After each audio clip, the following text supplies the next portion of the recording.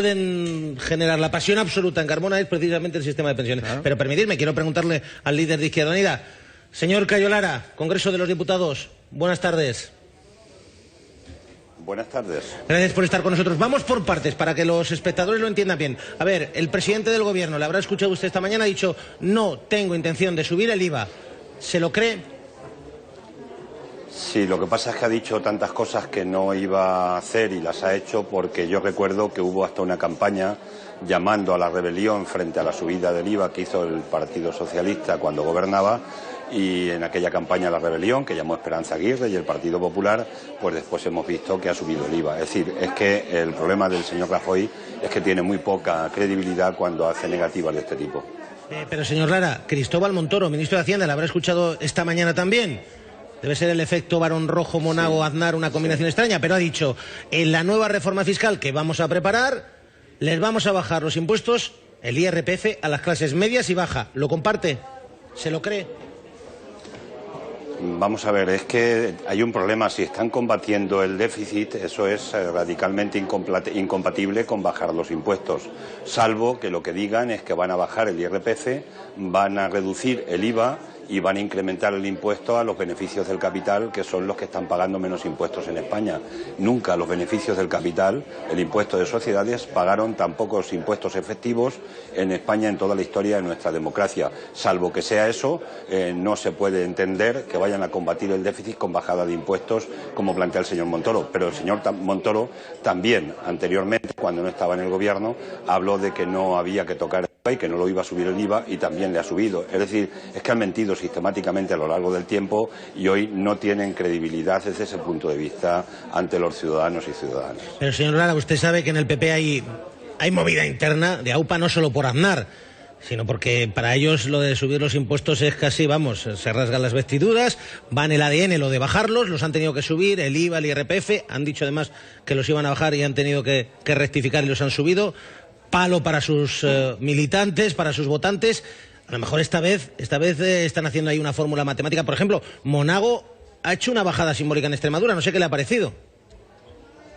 Bueno, lo de Monago es un canto al sol, porque Monago lo que viene a plantear es un anuncio de una rebaja de IRPF, no sé si correspondía distribuida linealmente entre todos los ciudadanos contribuyentes en 23 euros a cada ciudadano, pero es algo que no es de aplicación ahora. En todo caso, sería de aplicación para la declaración de la renta que tengamos que hacer en el año 2014 sobre lo que haya pasado en el 2013. Es decir, lo de Monago es un canto al sol que no tiene ninguna credibilidad. Pero un dato que tienen que conocer los ciudadanos en cuanto a esa idea de la bajada de los impuestos. En España hoy, la liquidación del presupuesto del 2012, de cada 10 euros que se han ingresado en la hacienda pública, 8 se han ingresado por las rentas del trabajo, es decir, por los que estamos sujetos a una nómina, y por el IVA, es decir, por el impuesto indirecto tan injusto que paga la inmensa mayoría de los ciudadanos. Y solo 1 euro de cada 10 se ha ingresado por la vía del impuesto de sociedades, es decir, por los beneficios del capital. Lo que está haciendo el Partido Popular, en concreto con nuestro sistema fiscal en este momento, que está incumpliendo flagrantemente lo que es el artículo 31 de la Constitución española, que habla de la progresividad de los impuestos en España, es decir, que tiene que pagar o tenemos que pagar cada uno en función de lo que ganamos y lo que tenemos, y en este caso, pues lo que son grandes fortunas, lo que son, en definitiva, beneficios del capital, se están marchando mayoritariamente de rositas y estamos soportando la mayor carga tributaria el conjunto de ciudadanos de nuestro país. Ese es el problema de fondo y ese es el problema que no resuelve el gobierno del Partido Popular. Vamos a ver su propuesta de reforma fiscal, a ver si va a corregir esta situación, aunque tenemos una duda razonable de que no lo va a hacer. No, motivos para la duda, como usted dice, los hay todos, y además para la duda sólida. Lo que ocurre es, esto de tengo intención de no subir el IVA que ha dicho el presidente Rajoy, pero, hombre, si los reducidos o los superreducidos dejan de serlo y aumentan, eso es subida del IVA. Es una manera de subir el IVA. De todas formas, ya saben ustedes y saben en este momento la gente que nos esté viendo, saben que el señor Rajoy viene a decir más o menos permanentemente en el Congreso de Diputados, y tantas veces tiene alguna entrevista de las pocas que tiene, pues dice que a él le duele mucho tomar medidas contra los ciudadanos, pero que no tiene más remedio que hacerlas. Él ahora dice que no tiene previsión de subirle, pero si mañana le vuelve a subir el IVA o cambia los tipos en lo que son desde los tipos más altos a los tipos más bajos, los bienes de consumo. En definitiva, eso, le dé las vueltas que le dé, es incrementar el IVA. Y no hay que olvidar que entre las recomendaciones, entre comillas, que sigue pidiendo la Troika a nuestro país, el tema de los impuestos, revisar la situación de los impuestos, es todavía asignatura pendiente, como también es asignatura pendiente el tema de las pensiones, donde también parece que el Gobierno pues camina en una dirección determinada.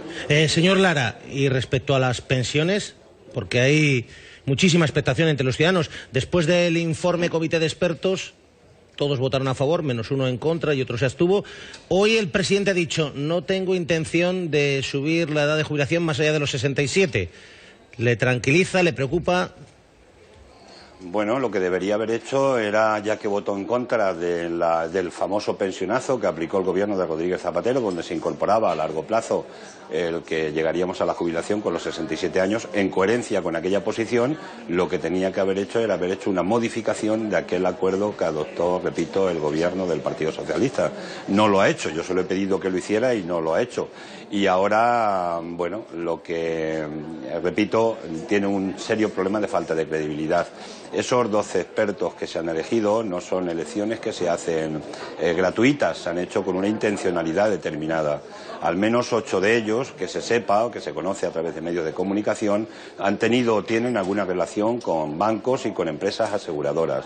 Y lo único que no han dicho en el informe, que el informe no es más que un informe, luego tiene que ser el Pacto de Toledo y serán los acuerdos parlamentarios y los acuerdos del Gobierno los que determinarán qué va a pasar con las pensiones en el futuro.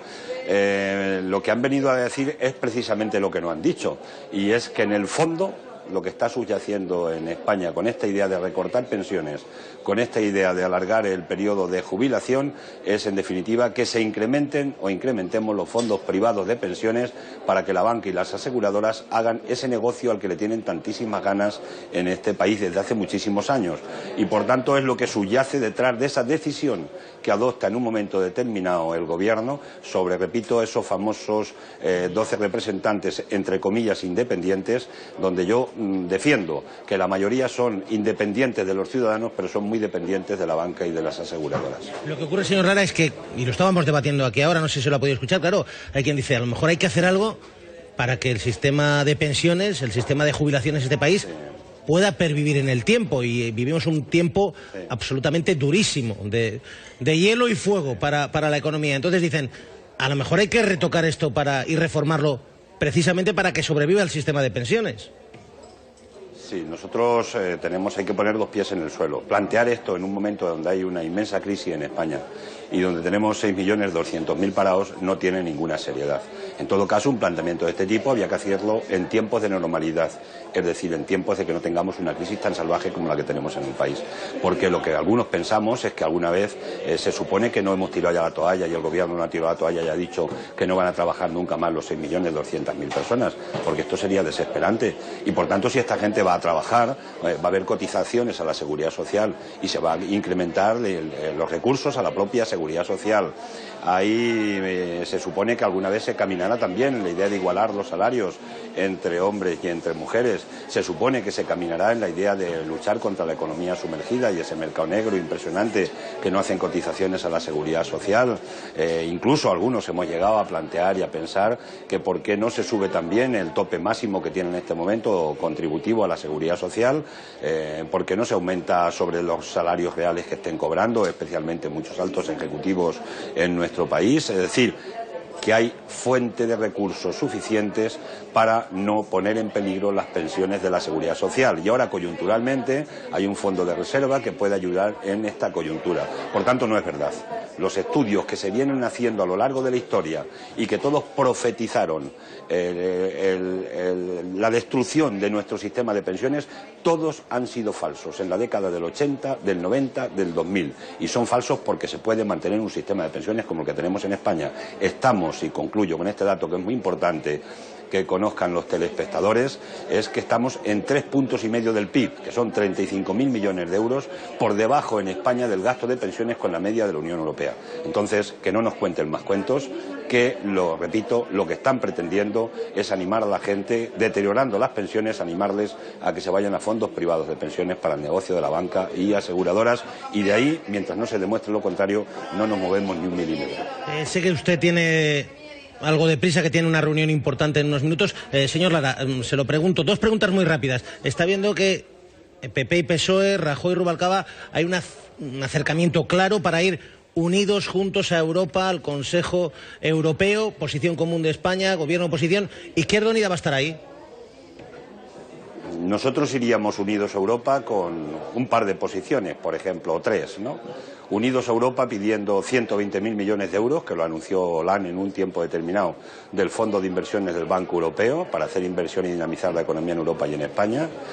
Pedir la supresión y decir que vamos a suprimir la reforma que se hizo del artículo 135 de la Constitución española, y que pedimos además que el Banco Central Europeo compre deuda directa a los países para acabar con la especulación intolerable que se tiene con la deuda en los países. En España estamos pagando de intereses cada año por no haber intervenido directamente por la propia normativa europea con la que se constituyó ese banco, por no haber intervenido directamente desde el Banco Central Europeo en la deuda. Estamos pagando 100 millones de intereses cada año, que es lo que cuesta construir un hospital de 500 camas. Por tanto, que se dejen de nimiedades desde el punto de vista de esa posición aparentemente unitaria en Europa con temas de bajo nivel, y que se metan en serio con el problema de fondo que tiene la Unión Europea. Repito, cambiar nuestra Constitución española, aquella reforma injusta que se hizo.